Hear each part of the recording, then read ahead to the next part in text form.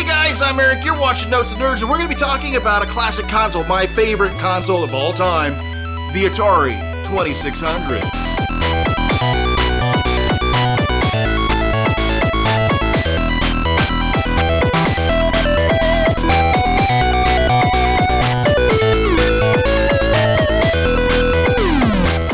So let's get started, and let me introduce you to my classic console favorite of all time, the Atari 2600. The Atari VCS, or Video Computer System, was released on September 11th, 1977 for $199. It came packed with 2 joysticks and 1 game, Combat. The first run of the console is known as the Heavy Sixer by collectors today. This is due to the heft of the console and that it had 6 of its switches all located on the right and left of the cartridge slot. These units were manufactured in Sunnyvale, California throughout 1977. A year later, production was moved to Hong Kong and the heft of the console became lighter. Later iterations and revisions saw the left and right difficulty switches move to the more traditionally seen rear of the unit. Later units were renamed or rebranded as the Atari 2600 rather than the VCS title. The Atari VCS was meant to compete directly with the Fairchild Channel F. The reason the console was sold as the Atari VCS and not the 2600 was because the Fairchild Channel F was known as the VES, or the Video Entertainment System. The rebranding was meant to coincide with the release of the Atari 5200 console. The reason for this was to help show customers that the higher number represents a newer, more powerful machine. The 2600 name came from the system's model number. Succeeding units used the same naming methodology, where the model number was also its name. The Atari VCS was also sold through Sears Roebuck & Company as the Sears Video Arcade. These units are identical in every way to the Atari branded units, except that they have the Sears Video Arcade on them instead of the Atari labeling. In 1986, Atari re-released the VCS 2600 as the Atari 2600 Junior. This unit was smaller, sleeker design, and the unit sold for a much lower price of around $50 at that time. Many peripherals were released for the system through its lifespan. The Atari 2600 was the first console to offer wireless controls via an RF signal similar to those from RC toys of the era. There was a keyboard released for it from SpectraVision. The system also offered special paddle controllers where you could be able to play games like Breakout, Night Driver, and other racing titles. Atari also released a functioning trackball for popular titles from the arcades such as Crystal Castles and Centipede. Production of the Atari 2600 line ended approximately in 1989. New games were constantly being released for the unit all the way up to the end of production and beyond. Today there is an enormous homebrew community that continually produces new titles or updates to old games. The emulation scene is also running strong with practical 100% accuracy. At Games has also steadily released their flashback line with the moderate success of all the way up to the version 10 coming out already now.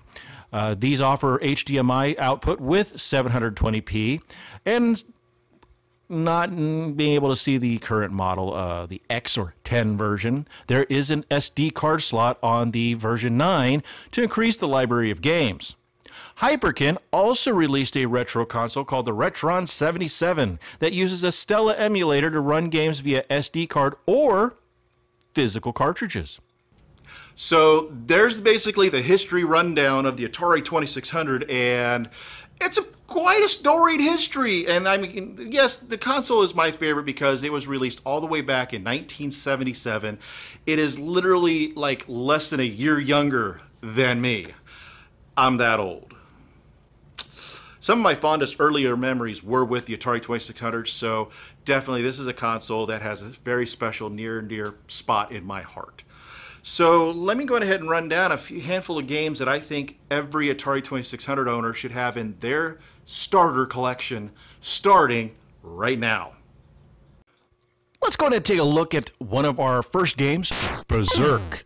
Released for the Atari 2600, this game is a classic. It's the old adage of the maze game where you're running around trying to destroy the evil robots, also while dodging the evil auto, which does not get shown here because I'm just that good. This game is endless. There is no end. There is no boss battles. There is no final level. It is literally a game of survival where you just traverse from map to map, killing the robots in increasing difficulty while not touching the walls forever and ever and ever. Next up is the classic arcade Defender. Atari did get their own copy. It is not faithful to the original arcade version, not only in just controls, but also in gameplay. It is, the graphics, you see a cityscape rather than a mountain range. The aliens are all yellow, except for the mutants, which are orange or red. And the overall sounds and such are just not accurate. One thing you could probably see in this video is how, if you're watching at 60 frames per second, the ship vanishes every time you shoot, which is kind of cool because it actually gives you a certain level of invincibility. Now, if you're playing this with, say, the Sega Genesis 3-button controller joystick that has the adjustable rapid fire, yeah, I knew I'd throw that word out there sooner or later. If you have rapid fire, oh yeah, this game, you're invincible and can go on forever and ever. It's a great game, guys. It has its flaws, and it's an early Atari 2600 title, but so worth it. Speaking of Defender, Defender 2, or as my copy is called, Stargate. This was changed after its initial release to Defender 2 due to some copyright issues. I don't exactly know what those are. You can Google that. Anyway, this is actually a lot more arcade accurate in comparison to what Defender was to the original Defender. Yes, again, you're using joysticks. This one, however, you have to use 2 joysticks to do anything. Joystick 1 is controlling your ship and your firing, whereas joystick 2 controls the warp and your stealth capabilities and your bomb. So there is that. There are the Stargates, as the name implies of the game, so you got that.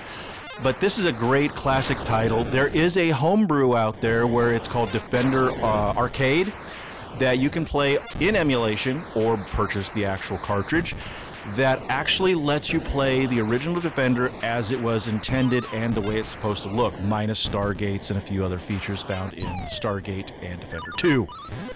Anyway, great game, worth having in the collection. You've gotta have it. Do you like racing games? Well, there's Pole Position, the original Pole Position. This game is absolutely classic. It is your typical F1 style racer where you're going around the traditional, that wonderful classic pole position course, racing against the clock and other cars.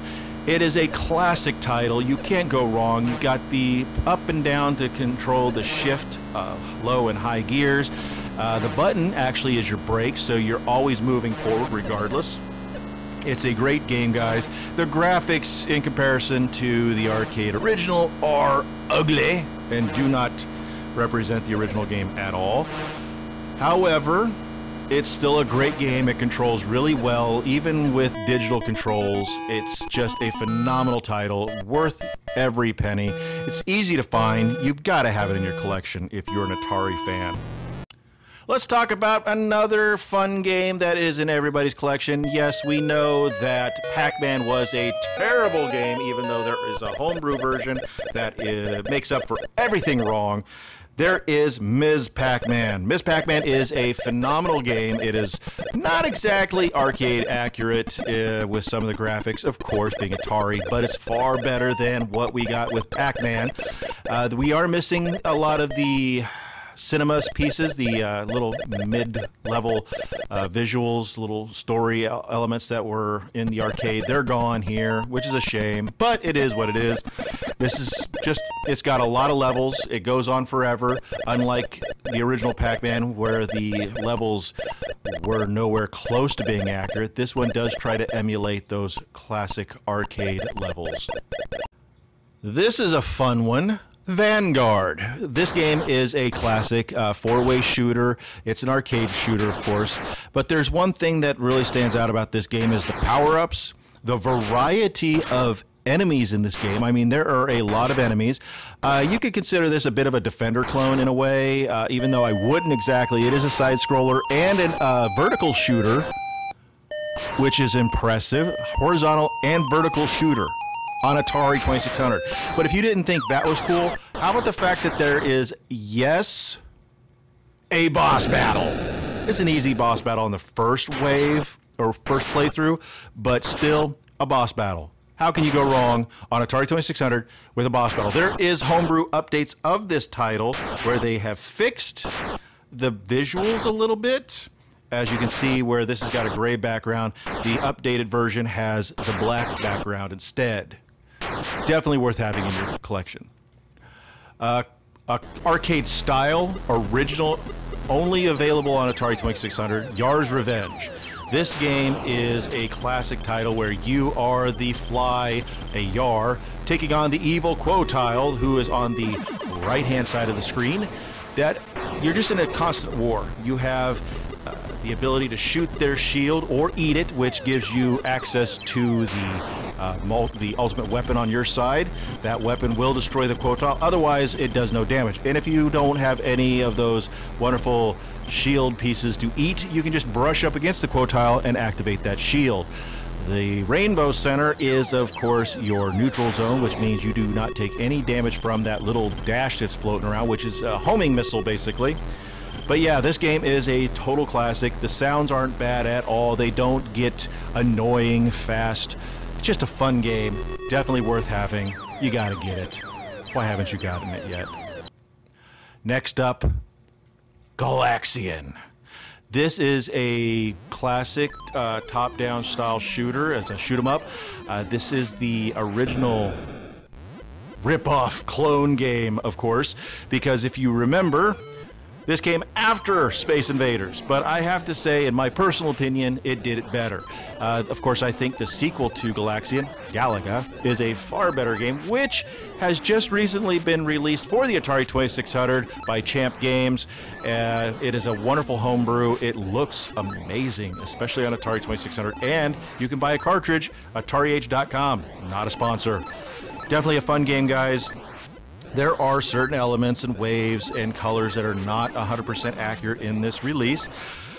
However, for what it's worth, it is a phenomenal game. There is a homebrew version out there that does correct a few elements in the game, such as the colors, the border, and your ship. So if you're into the emulation scene, I would definitely try it out. Speaking of shoot-em-ups, my personal favorite, Phoenix. This game is a wonderful game. The arcade game is extremely difficult, but I mean, this is a fun version of the game. You're definitely not going to go wrong. You're going to have a lot of fun with this. There are 4 different waves to battle through, but there's one thing that I think is really mind-blowing. It's the same thing that I talked about in Vanguard. There is a boss battle with the UFO that mutated the Phoenix in the game into the monstrous the monstrous creatures that they are. You can destroy it, and then you get to repeat the pattern over and over and over. Of course, that's what you get with Atari. We do have a previous, or I have a previous Let's Play video over with our Notes and Nerds Retro Gaming Nerd series that is now no longer being produced. But you can check out a full-on playthrough where I play this game for quite some time and take advantage of the game. Last but not least, guys, a good platformer. Jungle Hunt. This game is on everything. This is the Atari 2600 version, obviously. Definitely a worthwhile game. You should definitely have it. It's got multiple levels of you trying to save your girlfriend Penelope from the evil headhunters that are going to eat her. Even though in this version, she's not dangling over a pot of boiling water. She's just in an open area being guarded by 2 of the headhunters. But this game is a lot of fun. It's It keeps you on your toes. It's got a decent amount of challenge for you, any player. The graphics are very discernible. I mean, you could tell these are alligators in water. You could tell you were on vines and trees earlier. You can definitely tell that that's a dude, not some blocky thing that you have to really use your imagination for, which is what a lot of people view Atari 2600 games as. I mean, the guys even made up 2 different colors. Holy crap. So yeah, guys, you got to get this. It's a lot of fun. It's a classic title. Hey guys, if you want to help support Notes Nerds, please go to our Patreon at patreon.com/notesnerds, where you can give a little to get a lot back. Tiers are only starting at just $1 whole dollar. If you also want to help support us by owning some of our personal merch, please go to shop.notesnerds.com, where you can purchase anything you like t-shirts, stickers, posters, totes, and a whole lot more. Don't forget to go to all of our social medias at YouTube, Facebook, Twitter, Tumblr, Instagram, where you can subscribe, follow, like, all that good stuff to keep up with what we're doing. Also, go to our website at www.notesnerds.com, where you can check out our blog, you can check out our calendar for convention dates coming up, where we're going to be, what we're going to be doing, and all that good stuff. So, thank you, and tune in next time.